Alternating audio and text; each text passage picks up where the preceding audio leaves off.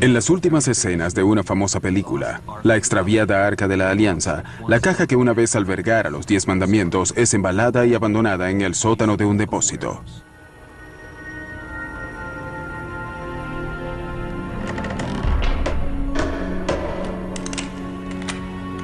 ¿Y si esa ficción de Hollywood en verdad reflejara la realidad?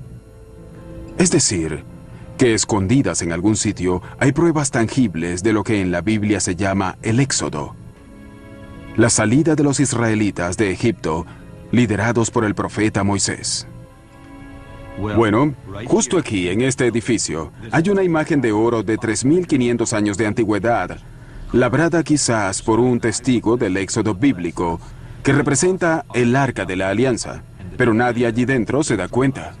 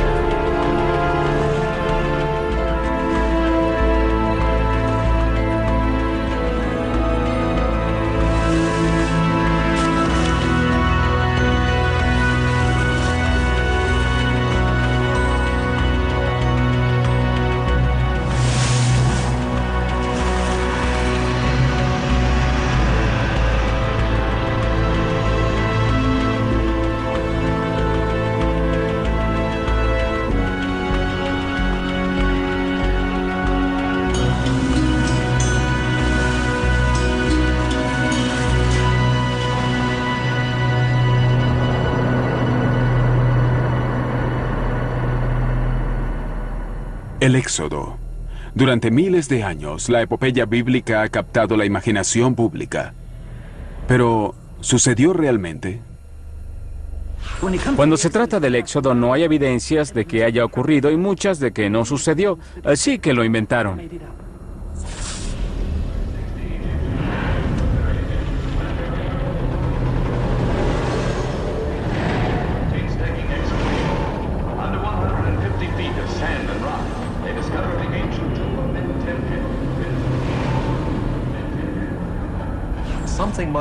Algo sucedió. No puedo explicar qué, pero lo que fuera moldeó la identidad de Israel y por lo tanto no puedo calificarlo de fábula.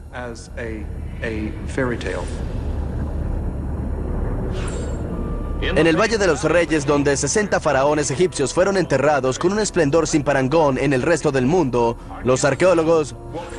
¿Qué debemos desenterrar para demostrar el Éxodo? ¿Qué hay que encontrar a fin de probar el Éxodo? La historia del Éxodo es de capital importancia para el cristianismo, el judaísmo y el islamismo. Por miles de años los creyentes lo han considerado un hecho histórico, pero en las últimas décadas varios académicos han dicho que la historia es una fábula. Soy James Cameron y conozco a un cineasta que hace 10 años emprendió una misión para responder a una pregunta muy antigua. ¿El Éxodo fue realidad o ficción? Su nombre es Zinka Jakobovich y ganó 2 premios Emmy en el periodismo investigativo. Él alega que los académicos descartan evidencias arqueológicas que están a simple vista.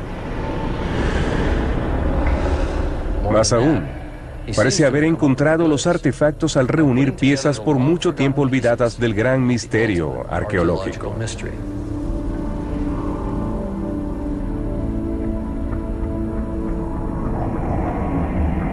¿Cómo lo hacemos?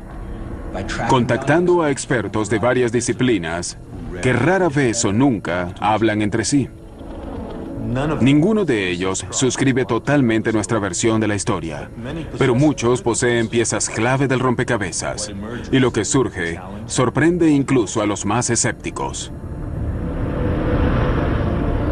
Pero antes de mostrarles las evidencias, comencemos la historia desde el principio.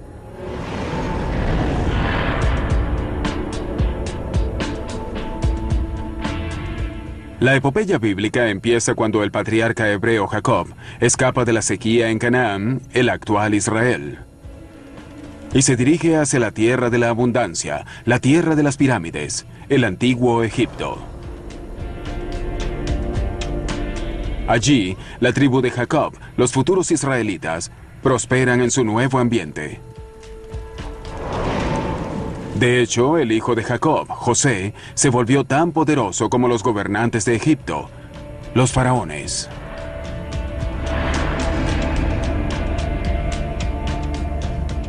Sin embargo, a la muerte de José, su pueblo es esclavizado por los egipcios.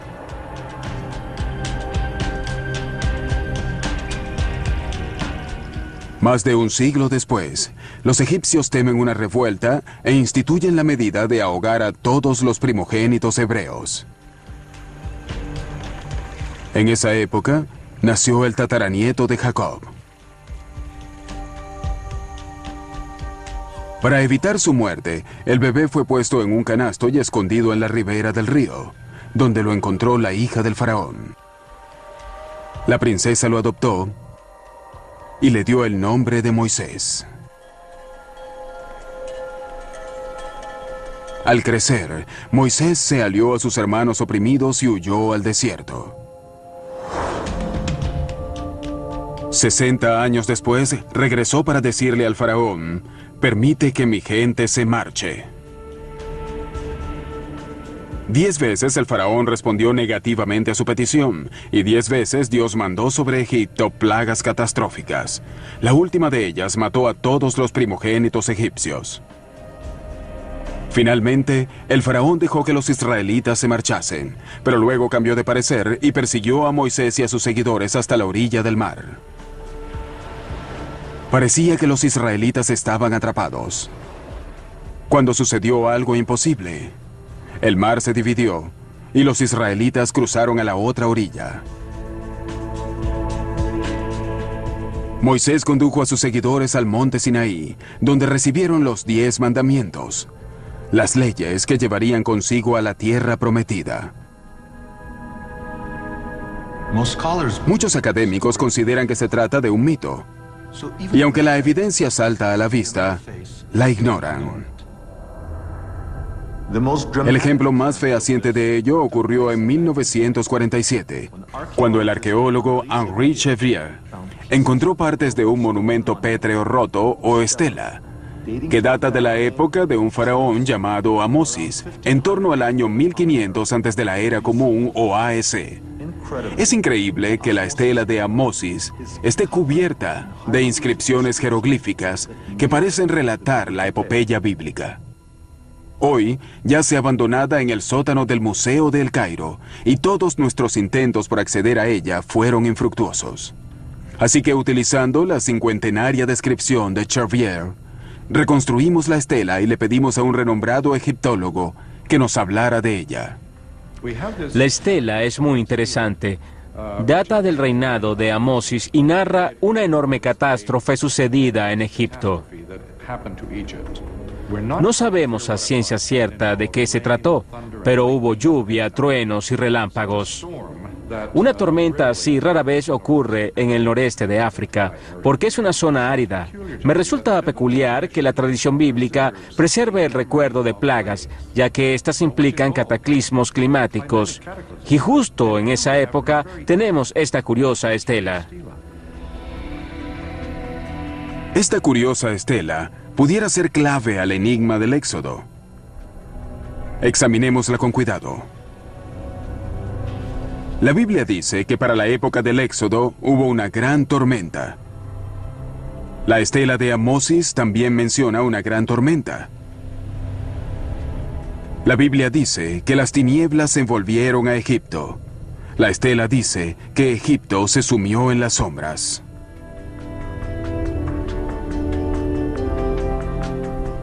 La estela luego habla de algo muy peculiar. Aunque los egipcios veneraban a varios dioses, en la estela está escrito que la tormenta y la oscuridad ocurrieron cuando Dios, en singular, manifestó su poder.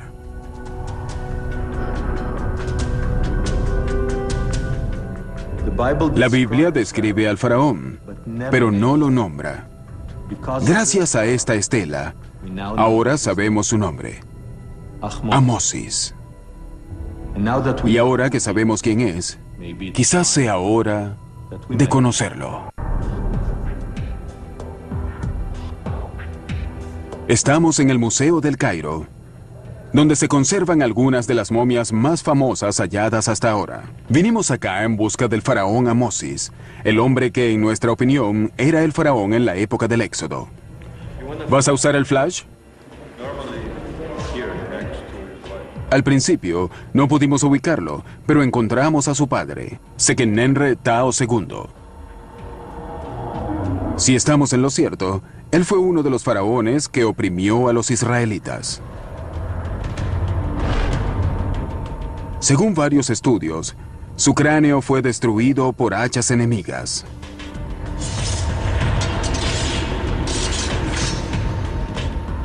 Quizás hayan sido los israelitas quienes golpearon su momia al emprender el éxodo. Continuamos nuestra búsqueda de Amosis. Fue difícil ubicarlo porque lo habían archivado mal. Pero sí localizamos a dos de sus esposas bajo algunos escombros en uno de los talleres del museo. Hola, ¿podemos descubrir a la esposa de Amosis? No se puede mover sin autorización.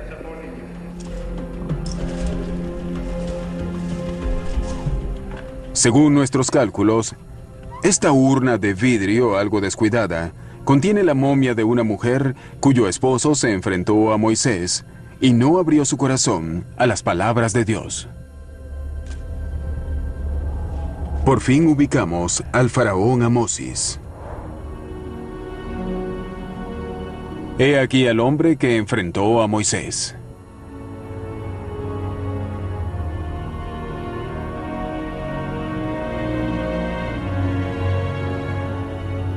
¿Acaso el padre de Amosis recordó al príncipe israelita a cuyo lado creció, y cuando le dio a su hijo su nombre egipcio Amosis, la luna ha nacido, escogió el nombre por el juego de palabras?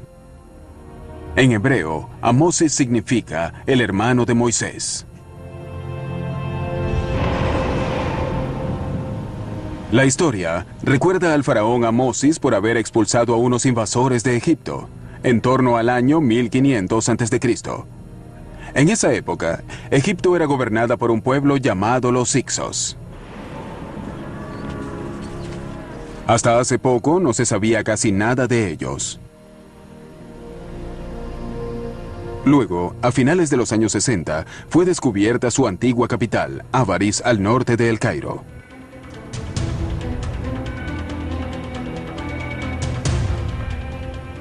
No se le ha permitido a nadie filmar en Avaris. Para llegar allí, solicitamos la cooperación de las autoridades egipcias, a quienes les preocupa que, en el volátil Medio Oriente, el hallazgo de objetos bíblicos pudiera reforzar de algún modo las pretensiones de Israel sobre el área. Como consecuencia, el éxodo es un tema delicado en Egipto. Por eso no mencionamos a Moisés y enfatizamos que estábamos interesados en el faraón Amosis y en los Hicsos que él expulsó de Egipto. Tras meses de negociaciones, al fin nos dan permiso para filmar en Avaris.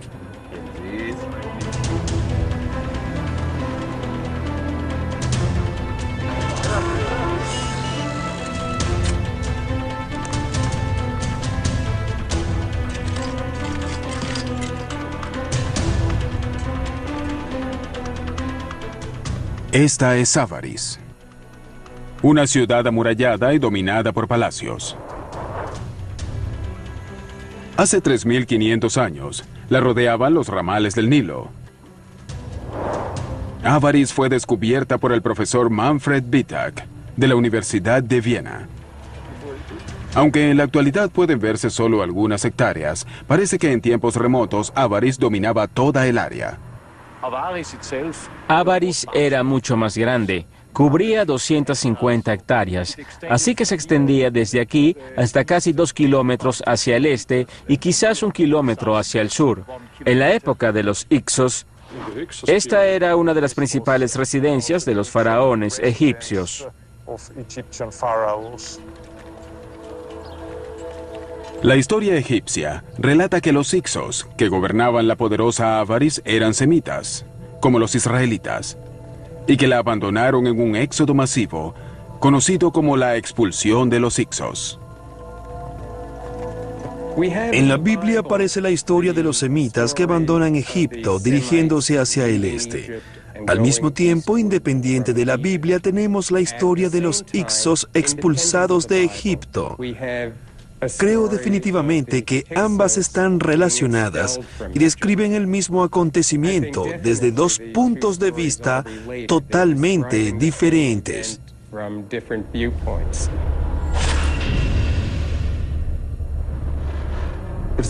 Si la expulsión de los Hicsos y el éxodo bíblico son en realidad un solo acontecimiento, quizás podamos encontrar la tan buscada prueba del éxodo bíblico en la época de los Hicsos.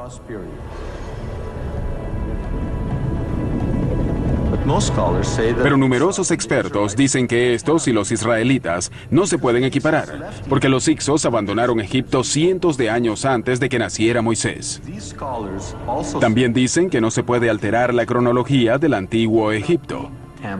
Se puede jugar con las fechas egipcias, adelantarlas 10 años o quizás retrocederlas, pero no puede sumarles ni restarles 50 o 100 años. No es posible y sin embargo muchas personas lo hacen en un intento por ajustar la cronología a su noción predeterminada de la historia bíblica. Pero quizás debamos hacerlo, porque ¿qué pasaría si se hubiese ubicado el éxodo en la época equivocada? Imaginen la confusión si en el futuro los estudiosos ubican la Segunda Guerra Mundial en los años 90. No tendrían ninguna evidencia de que haya sucedido. Muchos estudiosos ubican el éxodo en el año 1270 a.C., durante el reinado del faraón Ramsés II. Pero otros disienten de ese consenso. La información de la Biblia nos permite ubicar el Éxodo casi 480 años antes del reinado de Salomón a mediados del siglo XV a.C. Los cálculos del profesor Bimson trasladan al Éxodo de su fecha actual, 1270 a.C., al año 1470 a.C., a menos de 100 años de la fecha tradicional de la expulsión de los Hicsos. Demasiado cerca como para calificarlo de mera coincidencia. Así que, en efecto, tenemos una nueva fecha para el Éxodo, en torno a 1500 a.C. De los Hicsos y de la expulsión de los Hicsos es de lo que hablamos cuando nos referimos al Éxodo. Ahora bien, nuestra nueva fecha del Éxodo es 1500 a.C. Y sabemos por la Biblia que los israelitas llegaron a Egipto casi 200 años antes de su éxodo. En hebreo original, la Biblia llama a los israelitas el pueblo de Dios, o Amo Israel. Si nuestras fechas son correctas, debemos encontrar pruebas contundentes de la llegada de este Amo en torno a 1700 a.C.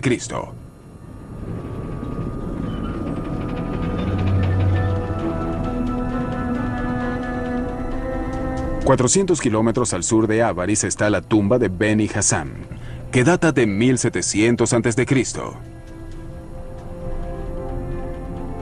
Como nadie había buscado evidencias del éxodo en este período, nunca se relacionó con la historia bíblica. Y sin embargo, contiene un mural muy bien conservado que ilustra una antigua migración hacia Egipto desde el área del actual Israel.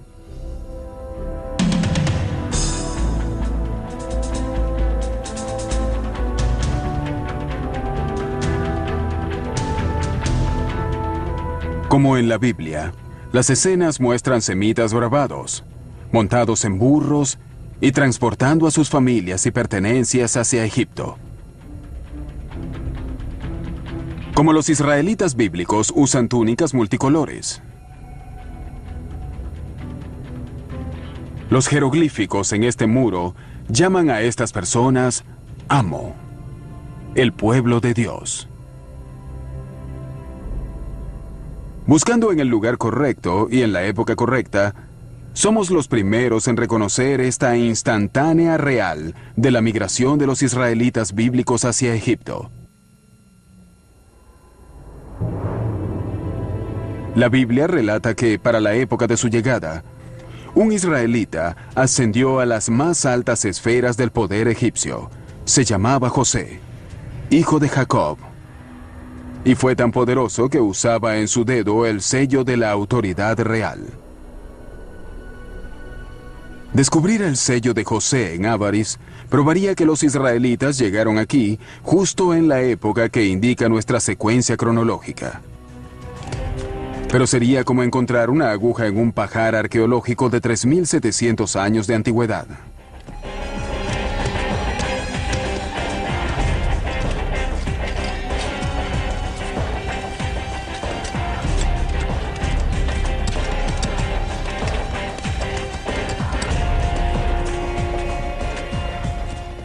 Por increíble que parezca, se halló precisamente en la capa arqueológica que esperábamos. El profesor Manfred Wittak halló nada más y nada menos que los 9 sellos usados por los funcionarios de la corte de José.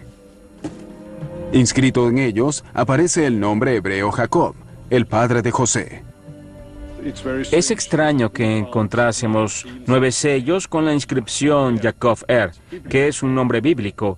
Por cierto, el original quizás estuviera montado sobre un anillo. Este es otro acertijo. ¿Es realmente un acertijo? No si usamos nuestra cronología.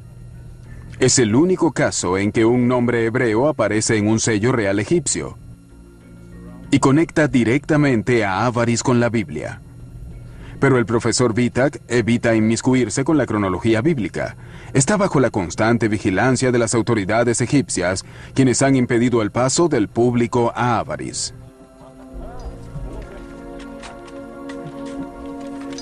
Supuestamente por razones de conservación, el profesor Wittak es obligado a cubrir su excavación cada año.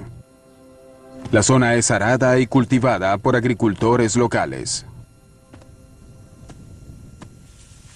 Nadie sospecharía que bajo estos sembradíos yace un tesoro arqueológico que prueba el éxodo bíblico.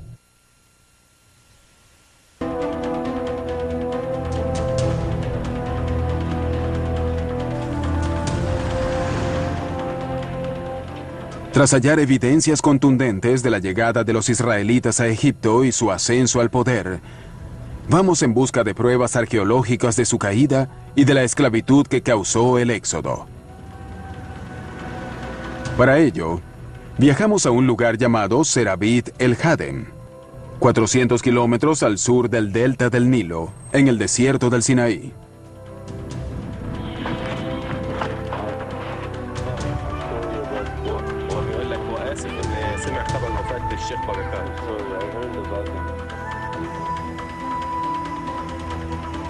Por miles de años, los egipcios extrajeron turquesas de aquí. A menudo utilizaron esclavos. Las viejas minas de turquesa están lejos de la ruta turística. Y los únicos que conocen cómo llegar a ellas son los beduinos, quienes viven al pie de las minas. Una vez oí que los beduinos hacen como el profeta Musa. Saben cuáles piedras contienen agua y las abren, ¿es cierto? Llegamos, presentamos nuestros respetos al jeque local y contratamos a uno de sus hijos como guía. Bien, vamos.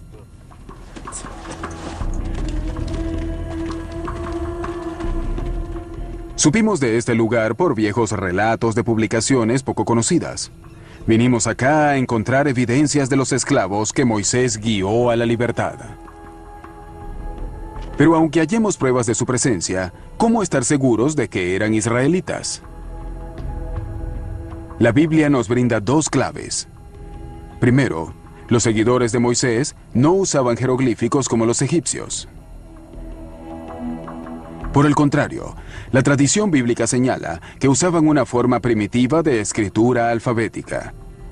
Además, los israelitas no adoraban a los dioses egipcios, sino a un solo Dios, a quien la Biblia llamaba Él.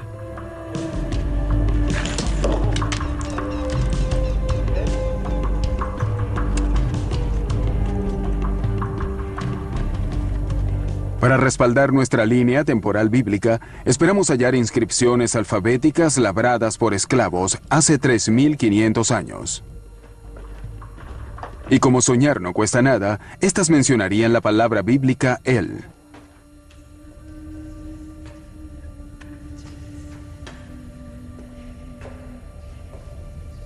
En efecto, hay inscripciones de esclavos acá, y una de ellas es una súplica de hace 3.500 años. Él, sálvame. Es la escritura de un esclavo que trabajó en esta mina. Aún pueden verse las marcas del cincel utilizado en los trabajos forzados que el autor de esta inscripción debía hacer. Él escribió su súplica a Dios. Ayúdame, no te olvides de mí, aquí donde trabajaba, dormía y tal vez muriera. Esto representa un momento increíble en la historia de la humanidad. No es solo la primera inscripción con el nombre de Dios, Él, sino que también es la inscripción alfabética más antigua o la segunda más antigua. Es la base del hebreo, arameo, griego, latín, inglés, árabe. Todos se basan en esta escritura.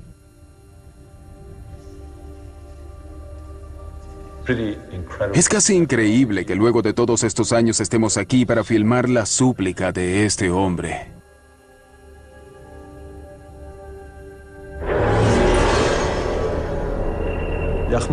La estela de Amosis, los murales de la tumba de Beni Hassán, el sello real de José y las inscripciones de los esclavos israelitas señalan aproximadamente el año 1500 a.C.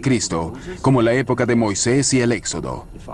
Si la fecha es correcta, entonces hay algo más que debemos incluir. En torno a 1500 a.C., los pueblos del Mediterráneo sufrieron uno de los peores cataclismos de la historia. La erupción del volcán Santorini en lo que es la actual Grecia. Dicha erupción pudiera ser otra clave crucial para descifrar el éxodo bíblico. Esta es la isla de Santorini, ubicada en el Mediterráneo a 700 kilómetros de la costa egipcia. Literalmente es la boca de un volcán. Hace 3.500 años, Santorini fue destruida por una de las peores erupciones volcánicas de la historia. Al hacer erupción, el volcán puso fin a la civilización minoica que florecía aquí. Produjo una nube de cenizas que medía 40 kilómetros de alto y 200 kilómetros de diámetro.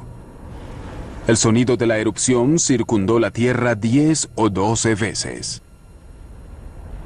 Poniéndolo en perspectiva, una erupción como la de Santorini sería miles de cientos de veces más potente, más explosiva que la bomba atómica lanzada sobre Hiroshima. La fuerza de la erupción fue tan inmensa que provocó grandes explosiones, las cuales producirían esos crack, crack, crack, que se oirían a cientos de kilómetros de distancia. Hubo sismos de magnitud 3, 4, quizás 5 o más. Todo sucedió muy rápidamente. Estoy segura de que la gente que vivía allí pensó que era el fin del mundo.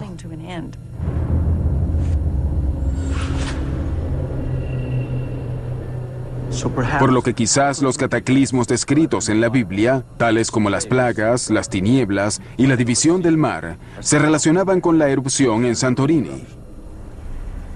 Pero como todo lo vinculado al Éxodo, ubicar la erupción del volcán en 1500 a.C. causa controversias. Mucho se ha discutido sobre las fechas de Santorini. Vulcanólogos y geólogos datan la erupción en torno a 1600 a.C. Los arqueólogos tienden a fecharla en 1500 a.C.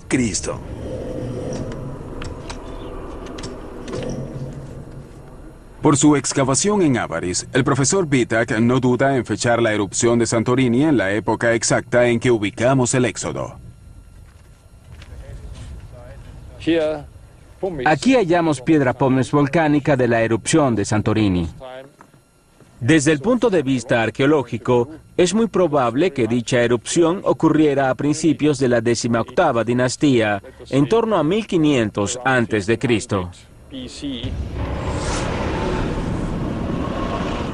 La máquina cronológica de Jakobovich sincronizó al faraón Amosis, la expulsión de los Ixos, el éxodo y la erupción de Santorini.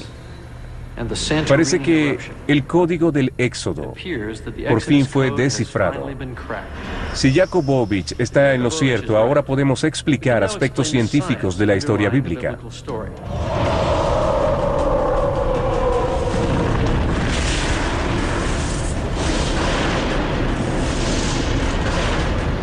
Incluso se podrá aclarar qué causó el mayor milagro de todos: la división del Mar Rojo. Será posible rastrear el mapa bíblico y descubrir el verdadero monte Sinaí, donde la historia del Éxodo llegó a su clímax, cuando Moisés recibió los 10 mandamientos y los colocó en la ahora extraviada Arca de la Alianza.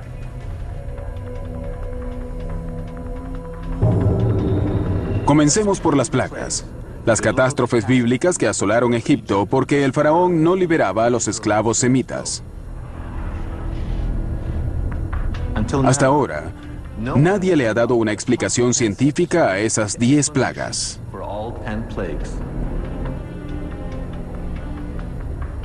La respuesta comenzó a tomar forma tras volver a la estela de Amosis y descubrir un sincronismo sorprendente con el texto bíblico.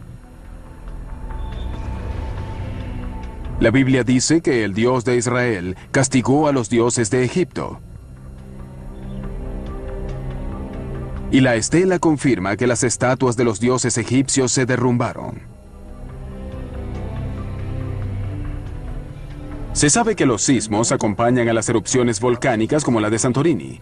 Pareciera que la estela y la Biblia describen las consecuencias de un terremoto, o más precisamente, de algo que los científicos llaman una tormenta sísmica.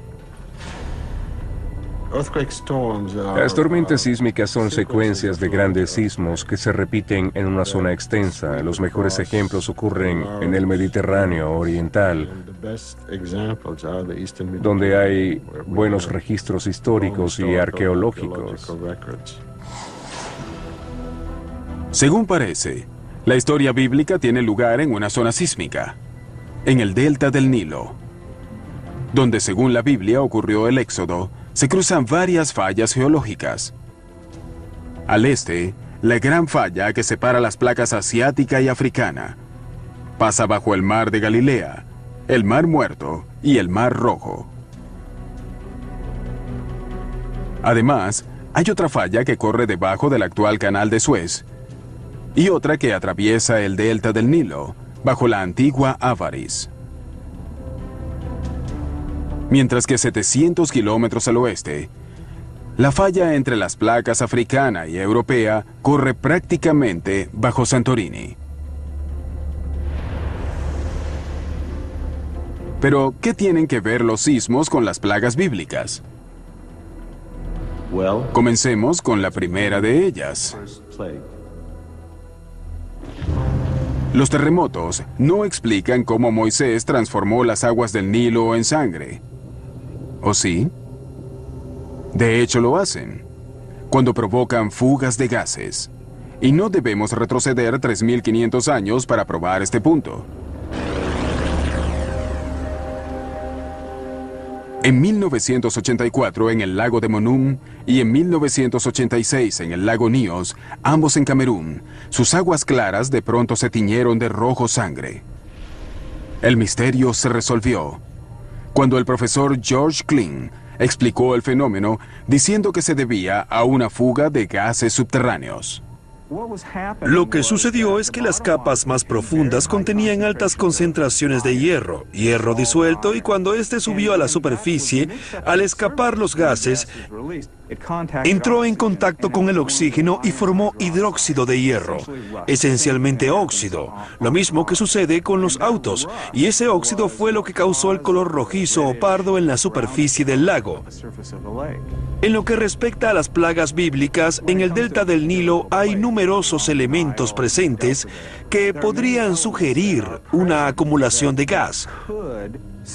Así que podría darse una situación de bolsas de gas atrapado bajo la corteza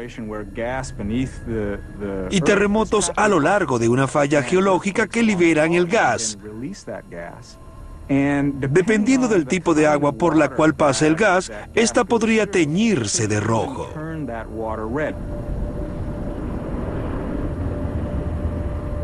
Si las aguas del Nilo se volvieron sanguinolentas debido a una fuga de gas, entonces se habría iniciado la cadena de acontecimientos descrita en la Biblia. Lo primero que ocurre en circunstancias así es que el agua se queda sin oxígeno y todos los seres que viven en ella mueren. Los peces flotan en las aguas contaminadas, pudriéndose al sol.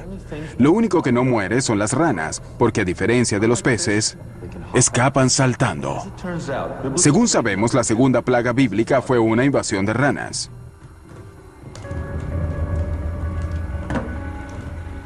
La falta de agua causa la aparición de mosquitos, moscas y epidemias entre los humanos y los animales domésticos. No sorprende que la tercera plaga bíblica sea mosquitos, la cuarta moscas y la quinta una epidemia.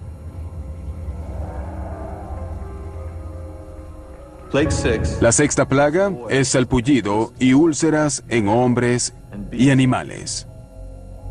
¿Puede una fuga de gas causada por un terremoto explicar este brote? Regresemos al desastre de 1986 en el lago Nyos en Camerún.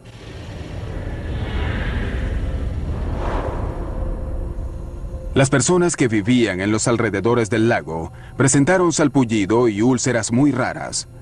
Resulta que el dióxido de carbono mezclado con el aire los sumió en una especie de coma, lo cual redujo la circulación epitelial y causó úlceras similares a las descritas en la Biblia como la sexta plaga. A pesar de las primeras 6 plagas, la Biblia cuenta que el faraón seguía negándose a liberar a los esclavos semitas. Así que Egipto fue asolada por la séptima plaga, el granizo. Un granizo muy extraño, porque era una mezcla de hielo y fuego. Hasta ahora, los rabinos enseñan que la descripción bíblica no es una metáfora. La séptima plaga fue el granizo, pero la Biblia lo describe de una forma singular. Hielo mezclado con aish, fuego.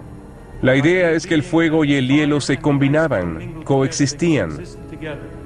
La Biblia describe a Dios haciendo un milagro dentro de un milagro, tomando cosas de naturaleza contraria y haciéndolos coexistir juntos. Aunque parezca increíble, un papiro egipcio cuenta la misma historia. Es el papiro de Ipuwer y data, según varios especialistas, de la época de los Hyksos. El papiro de Ipuwer dice específicamente que Egipto fue azotado por un granizo extraño en el que se mezclaban hielo y fuego. Otra pieza del rompecabezas que encaja. Parece claro que los textos bíblicos y egipcios describen algo que los científicos llaman lápila acrecional o granizo volcánico, que podía provenir solo de la erupción del volcán Santorini. Cuando la nube de ceniza sube muy alto en la estratosfera, esencialmente lo que ocurre es que hay humedad en la atmósfera y también mucho vapor de agua en la nube, así que los pequeños fragmentos de ceniza y cristales forman un núcleo muy similar a una piedra de granizo. En otras palabras, Egipto sufrió una lluvia de hielo y fuego, justo como lo describe la Biblia. Pareciera que los sismos y las consiguientes erupciones volcánicas y fugas de gas explican muy bien las primeras 7 plagas y también aclaran la octava. Las langostas. Las langostas migran en enjambres. Puede haber entre 40 y 80 millones de langostas adultas en cada kilómetro cuadrado. El frío disminuye su temperatura corporal y las hace aterrizar en gran número. El granizo volcánico y los trastornos climáticos causados por la erupción de Santorini podrían haber obligado a enormes enjambres de langostas muy comunes en esta zona a aterrizar repentinamente en Egipto. Al amainar la lluvia de granizo y subir la temperatura, las langostas retomaron el vuelo, tal y como cuenta la Biblia. Atrapados por las tormentas sísmicas y sus consecuencias, los egipcios se enfrentarían a la última fase de la erupción de Santorini, o lo que la Biblia llama la novena plaga, las tinieblas.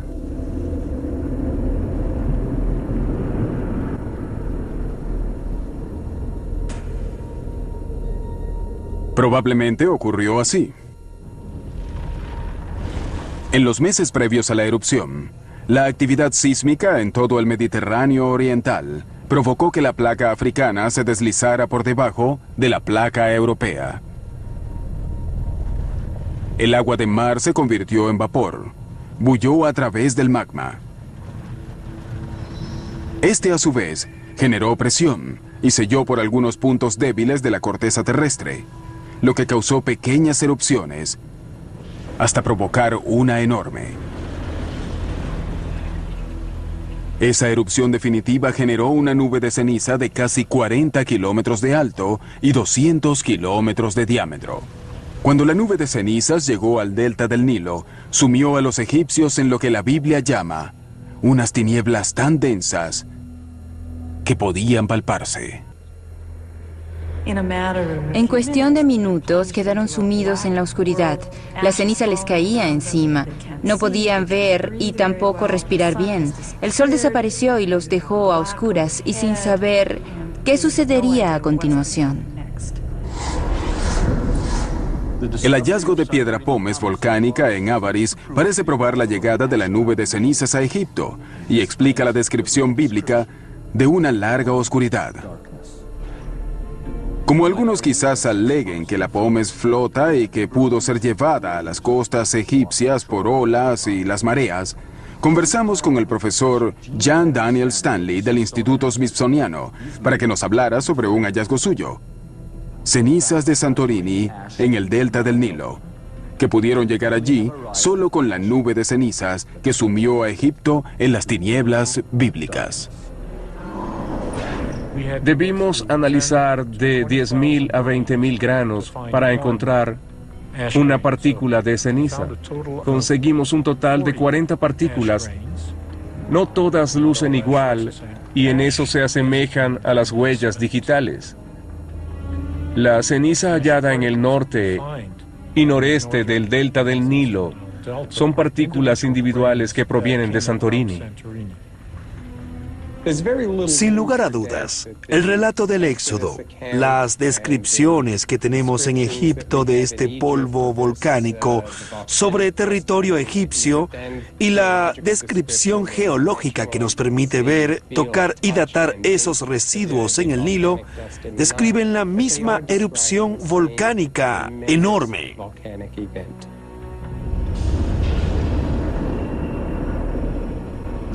La última plaga ocurrió a medianoche, luego de que Moisés ordenara a los israelitas celebrar lo que pasaría a conocerse como la primera comida de Pascua. Mientras los israelitas realizaban el ritual de la Pascua, los egipcios dormían. Y entonces ocurrió. Todos los primogénitos egipcios murieron. Todas las casas fueron afectadas. Nadie había dado una explicación científica plausible sobre la muerte de los primogénitos. Hasta ahora. Según nuestro planteamiento, en este punto de la secuencia de hechos iniciada casi 6 meses antes, finalmente habría sucedido la fuga de gas que desató la cadena de plagas. El dióxido de carbono se habría filtrado a la superficie, y por ser más pesada que el aire, habría matado a los animales y las personas que dormían antes de disiparse en la atmósfera. En caso de que usted piense que se trata de conjeturas, considere esto. Ocurrió exactamente lo mismo en 1986 en el lago Níos de Camerún. En la fatídica noche del 21 de agosto de 1986, los habitantes de Níos se fueron a dormir. No podían saber que el dióxido de carbono que tiñó de rojo las aguas del lago estaban llegando a un punto crítico. Mientras ellos dormían, la capa superior del lago mantenía el dióxido de carbono comprimido como la tapa de una gaseosa. Pero entonces, la tierra tembló y hubo un derrumbe. Cayeron rocas al lago que alteraron la presión superficial y se liberó el gas. Ese gas subió a la superficie y como un monstruo emergió de las aguas, mientras se formaban gotas en él que convertían el gas invisible en una niebla visible. La niebla se desplazó sobre el lago y por la tierra y sofocó todo a su paso. Y tan repentinamente como apareció, desapareció, disolviéndose en la atmósfera. Al día siguiente, quienes durmieron en las zonas elevadas despertaron y hallaron a 1.800 personas muertas, así como también a cientos de animales pequeños y ganado. Todo estaba sumido en un silencio de ultratumba. Estaba sentada allí en medio de los muertos, algunos dentro de sus casas. Afuera yacían animales, vacas, perros, todo. En mi familia éramos 56, murieron 53.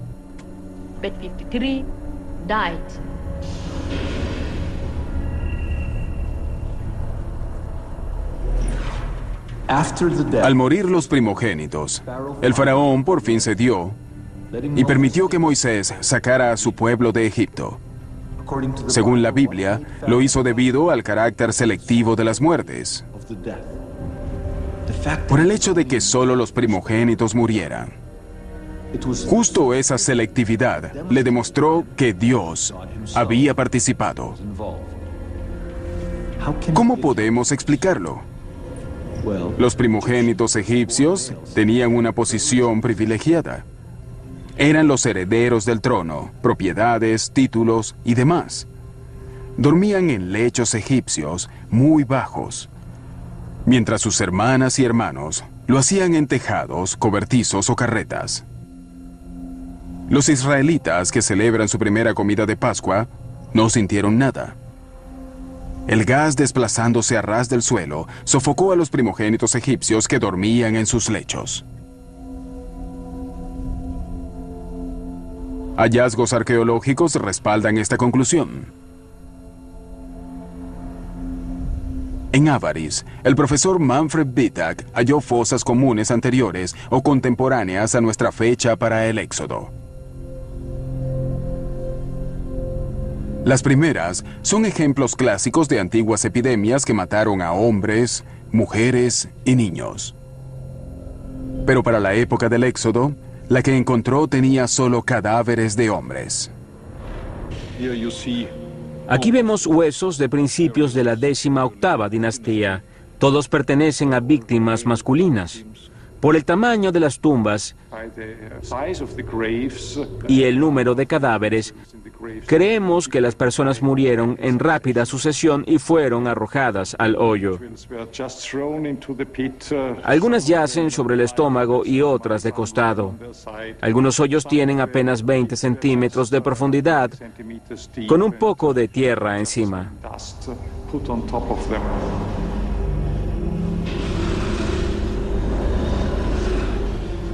La Biblia dice que el hijo del faraón murió durante la plaga de los primogénitos. Como sostenemos que Amosis es el faraón del Éxodo, debemos probar que el hijo de Amosis murió joven.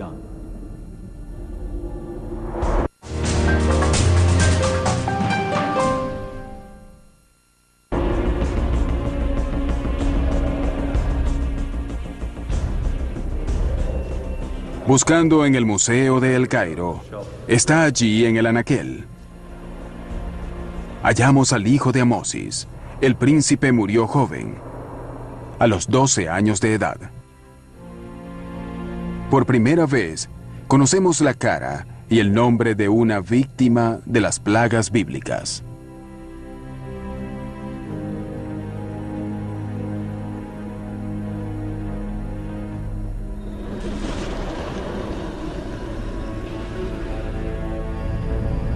Al parecer, la Biblia, la geología y la arqueología cuentan la misma historia.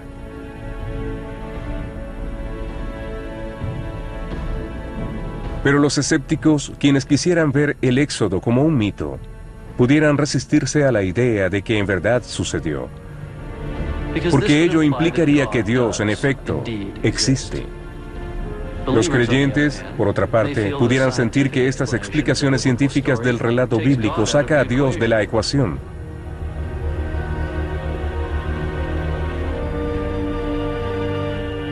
Pero en el libro del Éxodo, Dios no hace a un lado la naturaleza, la manipula.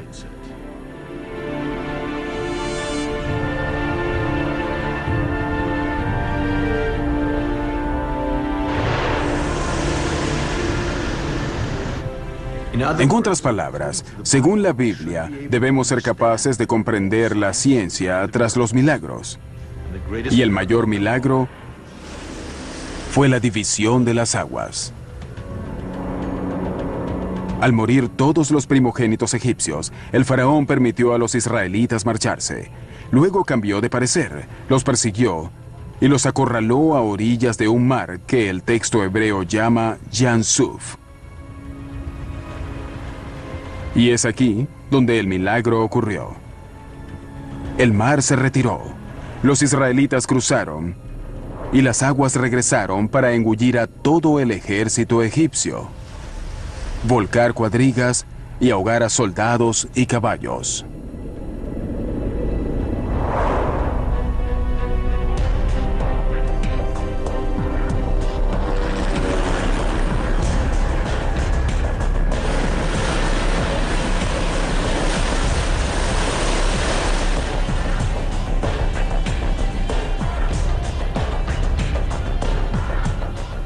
Por años, los investigadores han buscado evidencias del milagro de la división de las aguas.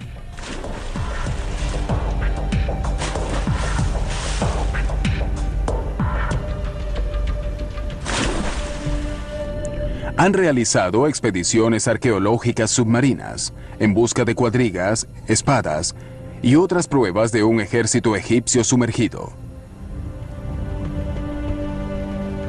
Según una teoría, un gran banco semisuperficial en el Mar Rojo pudo quedar expuesto por poco tiempo durante una tormenta y sirvió de puente para que los israelitas atravesaran.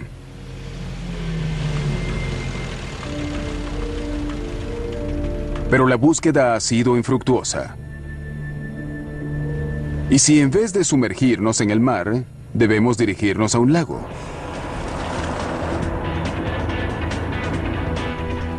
Porque Yam Suf, el nombre hebreo del sitio donde Moisés separó las aguas, fue traducido erróneamente como Mar Rojo, cuando en verdad quiere decir Mar de los Juncos. Y los juncos crecen en agua dulce, no en agua salada, en lagos, no en mares. Había que buscar un lago. Pero ¿a cuál lago se refiere la Biblia cuando describe la división del Mar de los Juncos? Va por aquí y por acá, formando un 8, ¿entiendes? Usando nuestras fechas para el Éxodo, rastreamos un antiguo artefacto que indica la ubicación precisa de Yam Suf. Y además nos brinda la primera prueba arqueológica de la división de las aguas.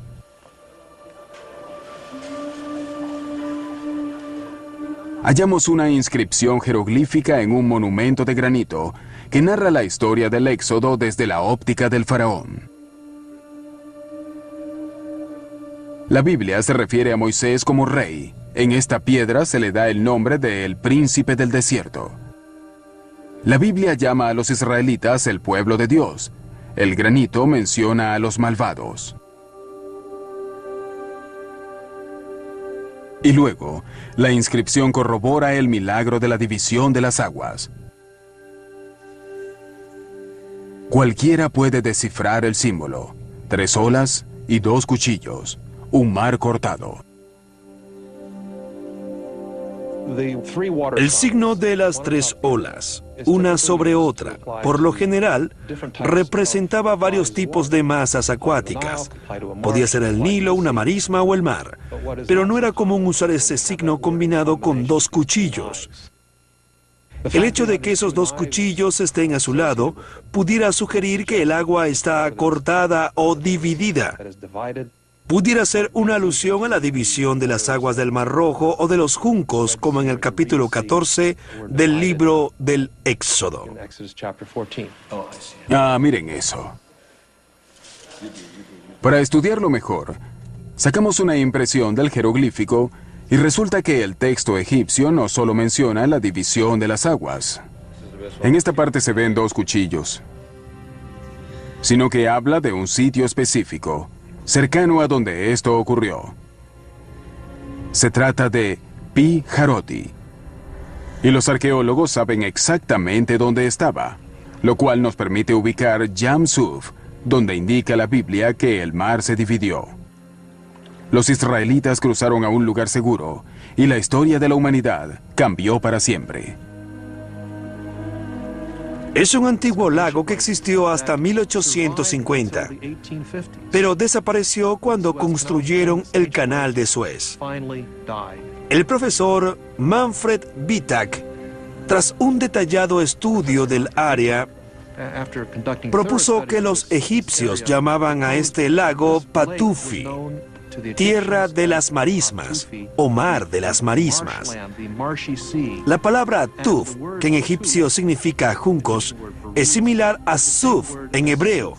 Así que Yam Suf, según sugiere, era el nombre de esta masa de agua.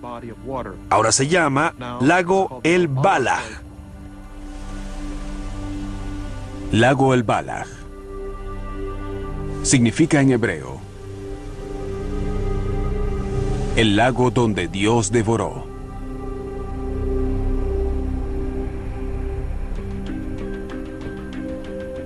Bajo la constante vigilancia de las autoridades egipcias, viajamos a el lago El Balaj, el sitio exacto donde se supone que ocurrió uno de los mayores milagros bíblicos.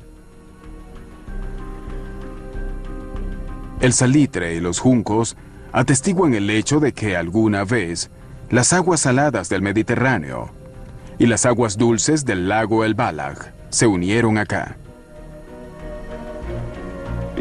Esto es lo que queda del lago El Balaj: marismas salitrosas y juncos. Toda la zona era un gran lago o un mar, pero debido al canal de Suez, actualmente uno puede caminar o pasar en auto por el mar de los juncos.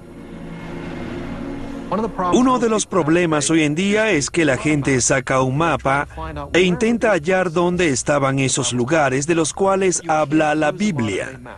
Pero no se puede usar un mapa moderno, sino uno de hace 3000 años. Así que estamos trabajando en eso, tomando imágenes satelitales en las cuales podamos ver las depresiones de lagos antiguos y comprender cómo lucía el delta noreste de Egipto hace 3500 años atrás.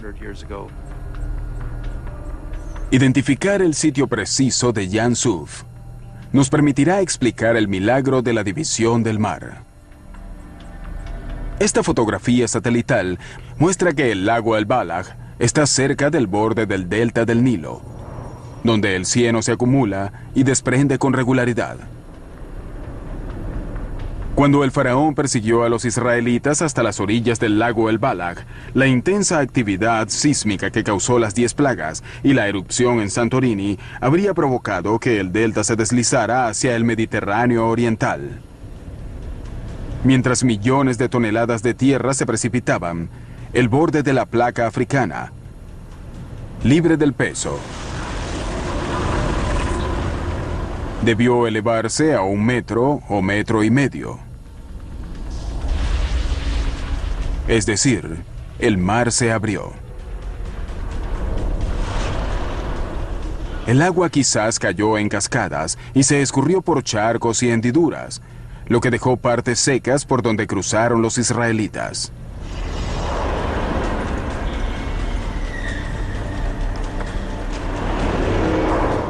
En este momento, réplicas del terremoto u otro derrumbe del delta habrían causado un tsunami que se estrelló contra la costa. Vimos las consecuencias de un maremoto en Turquía, donde las olas abrieron zanjas 48 kilómetros tierra adentro.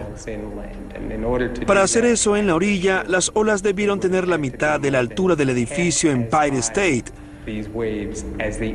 Y esa es exactamente la descripción que tenemos en la Biblia.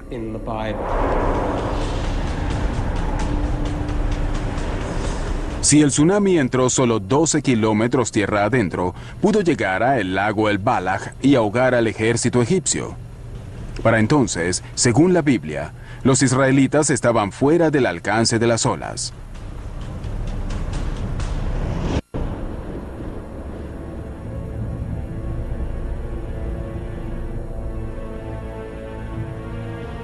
Al parecer, algunas personas que siguieron a Moisés por el mar dividido y al monte Sinaí no fueron hasta la tierra prometida,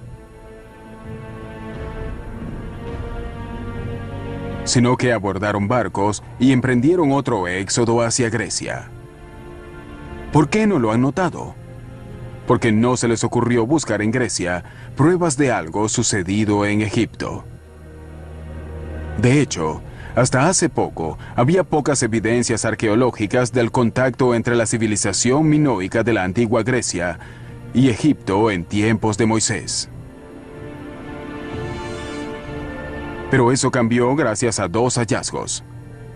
El primero fue en 1972, cuando al excavar las cenizas de Santorini, los arqueólogos hallaron algo que relaciona esta zona del mundo con el Éxodo. Unos inusuales murales, estilo minoico. E increíblemente, entre ellos, hay un mapa que ilustra un antiguo viaje de Egipto a Grecia. Toda la escena puede considerarse como el más antiguo mapa del mundo. El mapa es impresionante. Y sus colores son tan vivos como hace 3.500 años. Ilustra un viaje épico de Egipto a Santorini. Durante la travesía hubo una tormenta en el mar. Si vamos hacia atrás, vemos a los marineros pasar frente a animales egipcios y las palmeras del delta del Nilo.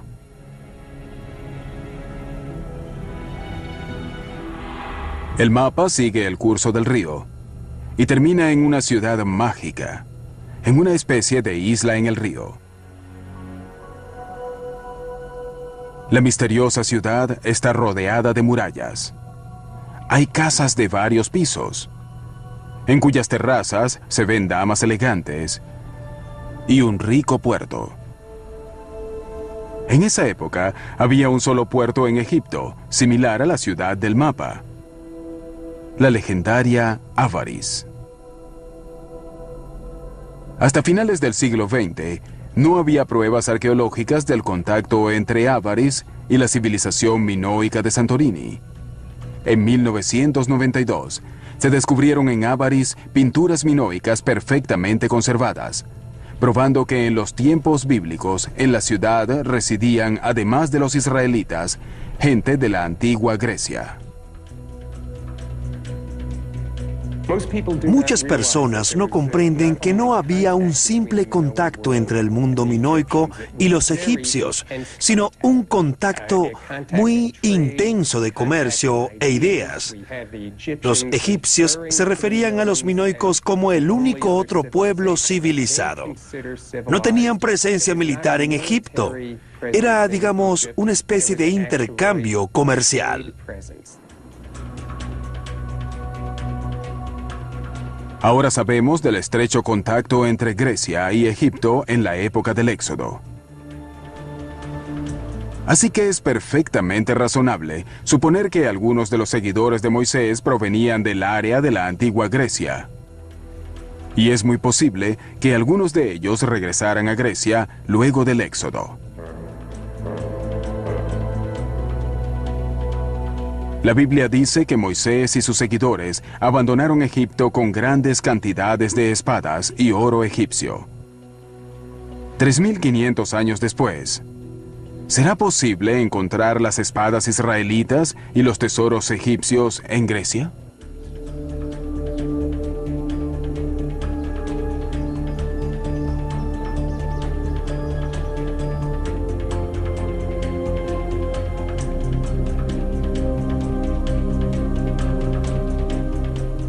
Estamos en Micenas, a 50 kilómetros de la costa en Grecia continental. En 1876, el arqueólogo Heinrich Schliemann, descubridor de Troya, hizo un hallazgo muy importante aquí. Tumbas de 3.500 años de antigüedad. Las tumbas son increíbles, con altos muros y techos abovedados, construidas a la sombra de una montaña con forma de pirámide.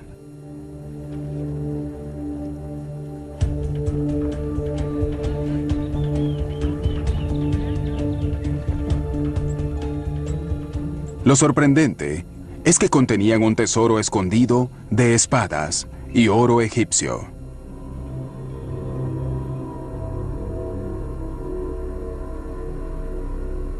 Schliemann creyó que el oro pertenecía a Agamenón, quien lideró la guerra contra Troya para rescatar a la bella Helena. Pero los expertos descubrieron que las personas enterradas en las tumbas vivieron casi 300 años antes de Agamenón, es decir, en torno al año 1500 a.C.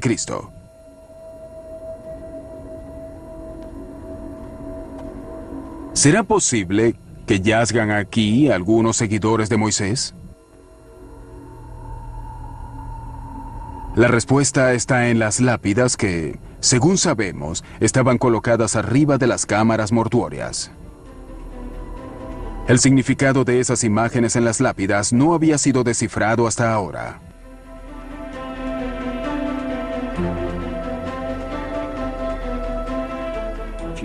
Si le preguntas a los expertos qué es esto, dirán, parece una cacería, pero no hay animal, o parece una batalla, pero no hay dos personas peleando. Vamos a verlas y sabremos si las estelas funerarias de Micenas en verdad significan algo, si simplemente las vemos sin prejuicios ni ideas preconcebidas. Casi susurro como si fuera un secreto, porque nadie comprende que esta película de hace 3.500 años narra en 3 fotogramas la división del mar. No lo saben, pero vean, está claro. En el primero hay olas arriba y abajo. Literalmente se ve la división del mar, y este hombre, en una cuadriga, persigue a Moisés, quien blande un cayado. Ese es el primero. Por aquí está el segundo fotograma de la película. El agua forma remolinos. Y miren lo que pasa acá. Todos piensan que el hombre del cayado está vencido, pero en realidad gira, se voltea y enfrenta al enemigo. Está en un área más alta y este en una más baja. Y miren, viene una pared de agua. El tercer fotograma, que está en otro museo, más escondido aún, vemos a este hombre derribado. El agua lo cubre a él y a los caballos, y la historia está completa. ¿Pero qué dicen los especialistas? En este ejemplo, las opciones pueden ser 2. O es un guerrero en la escena de una batalla, persigue a su enemigo y este intenta escapar blandiendo su espada. Y la segunda opción puede ser una carrera de cuadrigas. Como en unos Juegos Olímpicos antiguos. Este es un juez y el otro corre alrededor. Este blande una espada y este también blande una. Esta no parece una espada. A mí me parece un cayado. Sí, en este caso es una representación abstracta, no es naturalista, así que no podemos decir mucho. Para entender lo que sucede aquí, solo debemos tomar esta imagen tridimensional aplastada y alarla, sacarla de allí, y veremos la historia bíblica.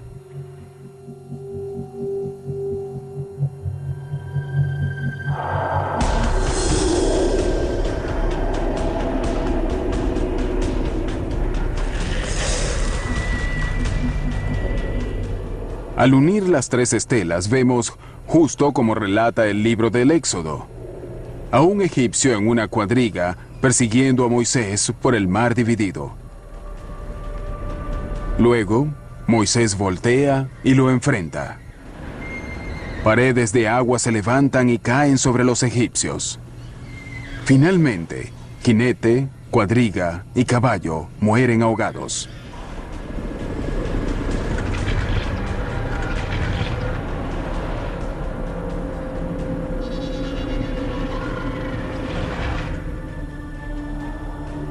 Aquí tenemos labrada en piedra una versión visual del relato bíblico que data de la época de Moisés y el Éxodo.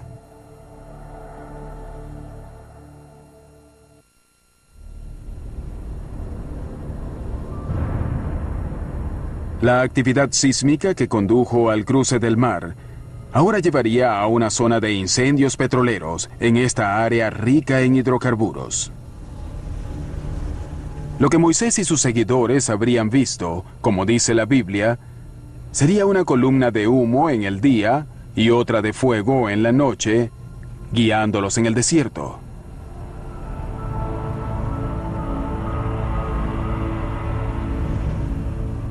Si interpretamos bien las evidencias y tenemos razón sobre la ubicación del mar dividido, podremos entender las distancias indicadas en la Biblia. Quizás hasta podamos ubicar el legendario Monte Sinaí, donde según las Escrituras, Dios se apareció ante Moisés. Muchos alegan que identificar el Monte Sinaí sería determinante para corroborar el relato bíblico.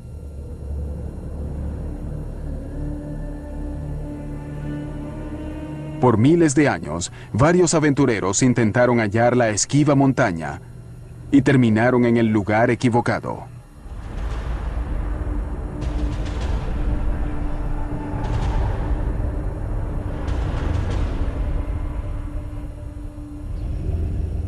El monte Sinaí más popular es la sede de un monasterio del siglo III. Se trata de una alta montaña en el sur de la península y hacia allá van los turistas. Pero hay un problema con este sitio. No cumple con ninguno de los criterios bíblicos. Está muy alejado de las rutas a través del Sinaí. Ni siquiera queda cerca de la tierra de Israel, a donde se dirigían los israelitas. No hay una sola meseta donde quepan cientos de miles de israelitas. Y como el terreno es de granito, casi no hay pastos para los rebaños ni agua para la gente. Así que, ¿dónde está la montaña de Dios? Al seguir a Moisés hacia el desierto, había solo 4 rutas que los israelitas podían tomar. La del norte, la del sur y las 2 centrales. La Biblia señala en forma explícita que no fueron al norte, y la geografía descarta la del sur. Así que solo quedan las 2 rutas centrales, que se combinan para formar una sola vía que lleva a la tierra prometida.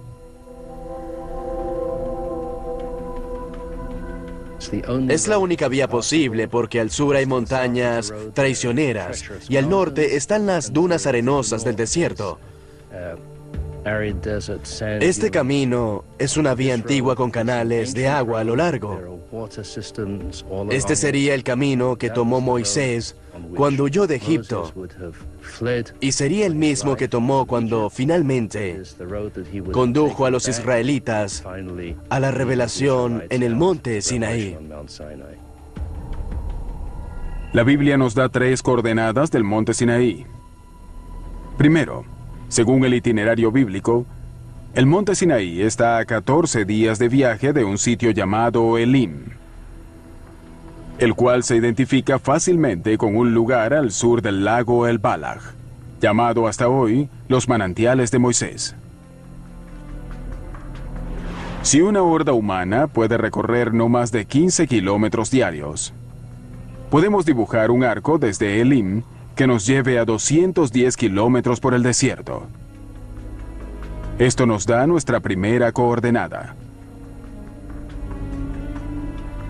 Éxodo 3:1-2 señala que Dios se apareció ante Moisés por primera vez como una zarza en llamas en el monte Sinaí. En esa época, Moisés cuidaba los rebaños de su suegro medianita. El monte Sinaí, por lo tanto, estaba dentro de los límites de las tierras de pastoreo medianitas. El problema es que los medianitas vivían en Arabia Saudí, no en la península del Sinaí, excepto por un lugar llamado Timna.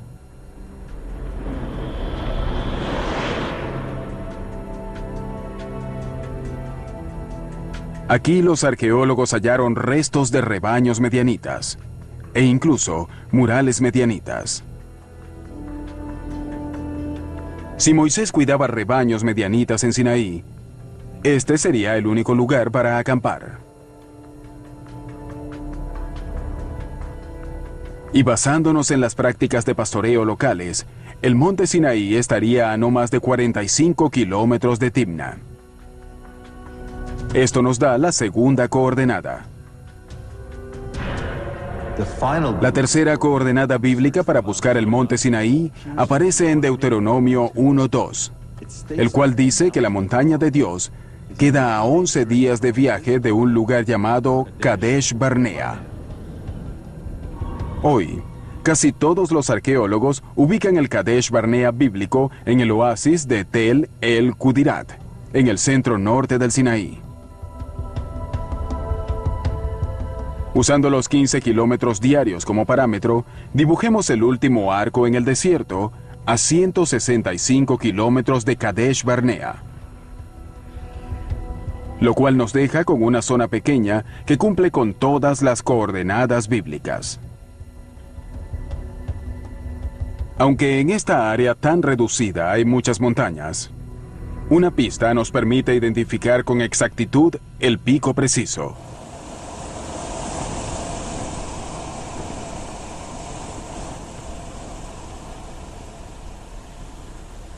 El libro del Éxodo habla del monte Sinaí como la montaña sagrada. Y en el desierto, las montañas sagradas se identifican por los santuarios de piedra. No, ¿qué es eso? Parecen pequeñas excavaciones. Sorprendente. En esta área hay una sola montaña rodeada por santuarios. Y en la actualidad recibe el nombre de Jebel Hashem el Tarif. Es muy distintivo ese segundo pico, ¿no? ¿Dónde? Justo ahí.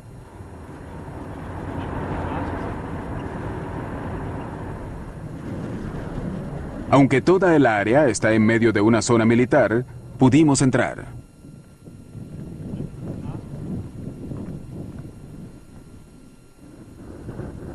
Esta montaña cumple perfectamente con todos los criterios del monte Sinaí. Está rodeada por una inmensa meseta, donde pudieron estar cientos de miles de israelitas. Es fácilmente accesible, y literalmente queda en la principal vía del Sinaí, que sigue la topografía de la antigua ruta.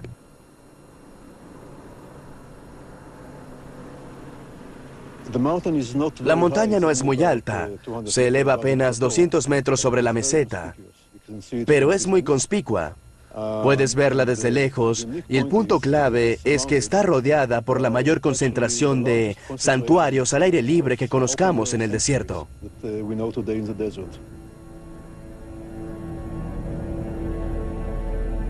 Si tenemos razón, hace 3.500 años Moisés subió a esta montaña y recibió los 10 mandamientos en la cima. Pero solo se nos permite llegar hasta aquí. Nuestro equipo de filmación sobresale como un dedo levantado en esta zona militar. El ejército egipcio nos prohíbe continuar. No podemos subir a la montaña para confirmar la teoría de que es el Sinaí.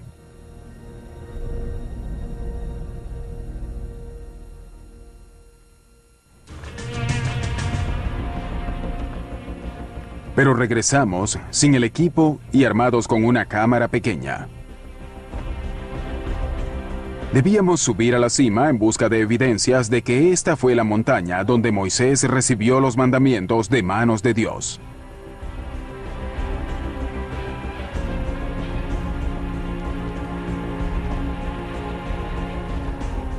¿Qué debemos encontrar para probar que es el Sinaí? La Biblia dice que la montaña tiene características únicas. Si es esta, debe tener una hendidura. Un podio natural donde Moisés se paró y desde allí habló a su gente. Como toda montaña sagrada, tendría tumbas de hombres santos en la cima y debería haber evidencias de manantiales en la cima del monte. Una característica muy rara que, según la Biblia, diferencia al Sinaí de otras montañas en el desierto.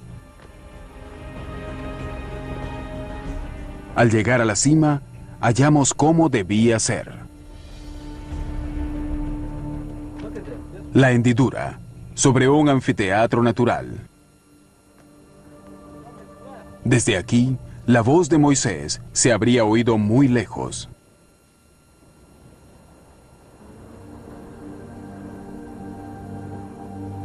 Y acá están las tumbas. Cada una es un círculo de 6 metros de diámetro y asemeja una plataforma. Pueden ver la celda funeraria, muy bien construida y cubierta. Y lo más extraño de todo, Miren, ¿ven esta cosa blanca? parece que hubo un manantial en la cima de esta montaña. Es travertino, formado por acumulación de calcio en condiciones húmedas, que indica la existencia de un manantial. Hallarlo en la cima de una montaña es muy inusual. Los restos de un antiguo manantial. Sí, es algo único acá.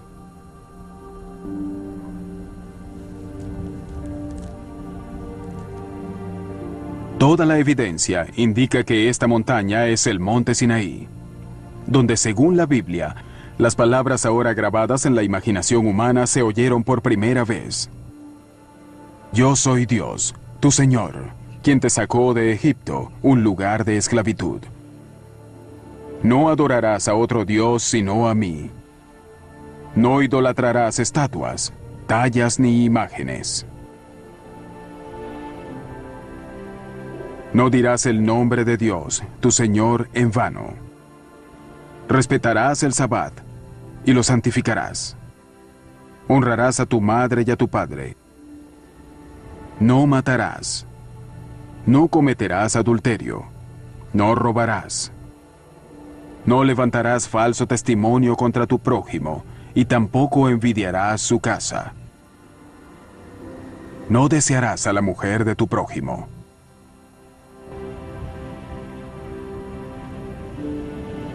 Según la Biblia, Moisés escribió los 10 mandamientos en tablas de madera que colocó en una caja de oro, el Arca de la Alianza. Luego, al pie de la montaña hizo un templo portátil, un tabernáculo, un lugar para venerar al Dios de Israel y albergar el arca sagrada. Este modelo del Santo Tabernáculo se creó según las especificaciones del libro del Éxodo.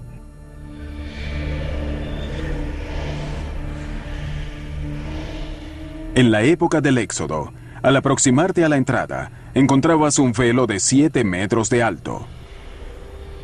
Según antiguas fuentes judías, el velo estaba decorado con leones alados o grifos, figuras asociadas con la antigua Grecia.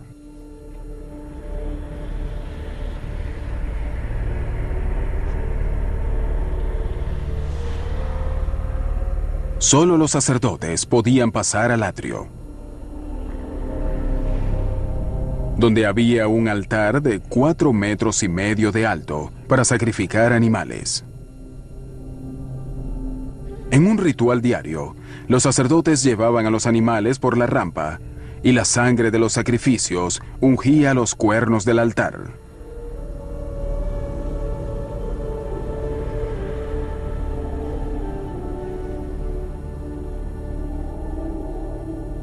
Luego del atrio seguía el tabernáculo, la morada de Dios.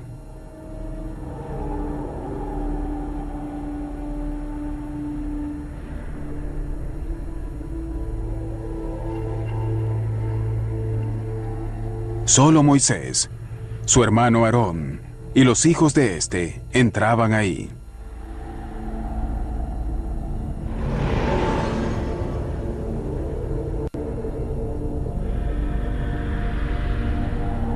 Aquí, detrás de otros velos con grifos bordados, estaban los objetos rituales de oro.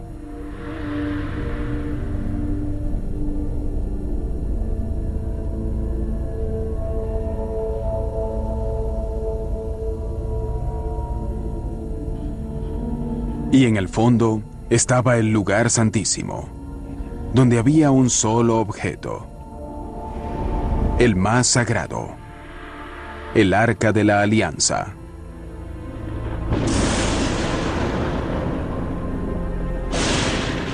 Nadie sabe exactamente cómo era el Arca de la Alianza. La Biblia alega que fue diseñada por Dios mismo para albergar los 10 mandamientos. Basándose en las descripciones del libro del Éxodo, se ha intentado reconstruirla completamente, con todo y varas para transportarla, y la tapa de oro ornada con aves. Cualquiera fuera su apariencia, de seguro era una exquisita obra de oro.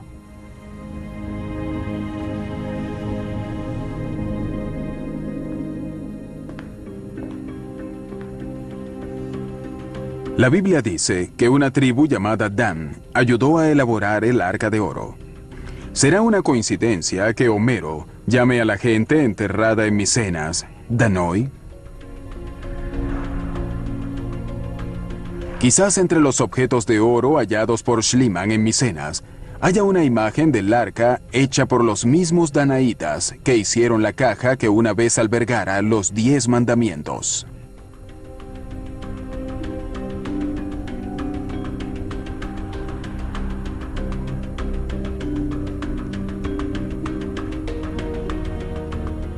Es increíble que entre todos estos objetos de oro haya una alhaja sacerdotal que nadie nota ni menciona.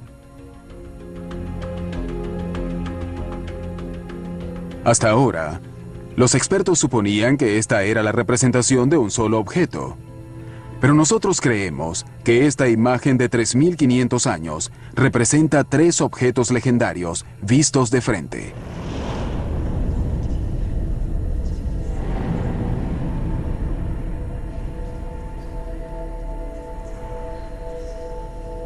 Aquí vemos claramente el altar sagrado, la rampa del tabernáculo y el Arca de la Alianza.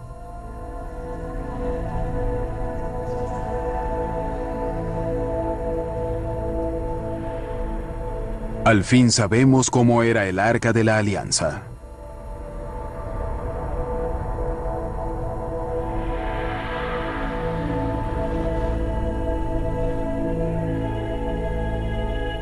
Más aún, ahora sabemos cómo lucían los objetos sagrados vistos desde el lugar santísimo. Hasta ahora, la única persona que había visto estos objetos desde tal perspectiva era Moisés.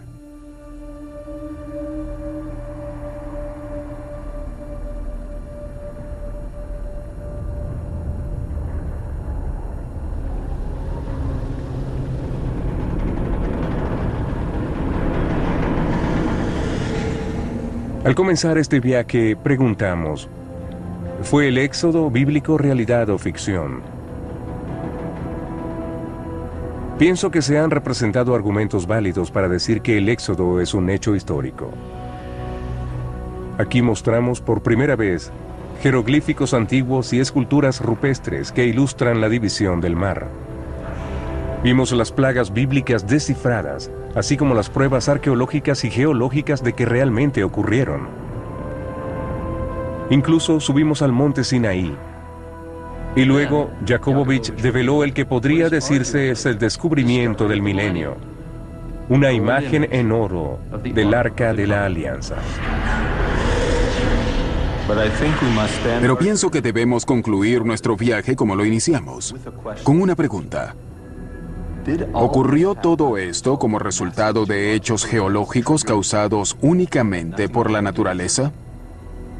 ¿O fueron los sismos, las erupciones y los tsunamis provocados por intervención divina, cuando Dios decidió liberar a una nación de la esclavitud y forjar una nueva alianza con la humanidad?